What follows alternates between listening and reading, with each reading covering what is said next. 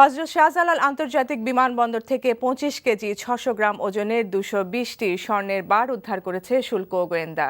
উদ্ধারকৃত স্বর্ণের বারগুলোর মূল্য ১২ কোটি টাকারও বেশি বলে জানিয়েছে শুল্ক গোয়েন্দা বিভাগ। বৃহস্পতিবার রাতে মালয়েশিয়া থেকে আসা মালয়েশিয়ান এয়ারলাইন্সের একটি বিমান থেকে পরিত্যক্ত অবস্থায় ২৩ কেজি ওজনের ২০০টি বার উদ্ধার করা হয়, যা ওই বিমানের দুটি সিটের মধ্যে লুকানো ছিল। অন্যদিকে চট্টগ্রাম থেকে আসা রিজেন্ট এয়ারওয়েজের একটি বিমানের বাথরুম থেকে অন্য ২০টি বার উদ্ধার করা হয়। শুল্ক গোয়েন্দা বিভাগের মহাপরিচালক ডক্টর মইনুল খান জানান, গোয়েন্দা তথ্যের ভিত্তিতে বিমান দুটিতে তল্লাশি চালিয়ে পরিত্যক্ত অবস্থায় থাকা স্বর্ণের বারগুলো উদ্ধার করা হয়েছে। এই স্বর্ণ পাচারের সাথে জড়িতদের খুঁজে বের করতে তদন্ত চলছে বলেও জানান তিনি।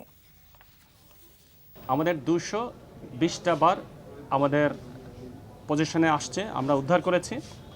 এখন আমরা আইনানুগ ব্যবস্থা নিব, তদন্ত করব, এর পিছনে কেউ আছে কিনা সেটি আমরা তলিয়ে দেখব।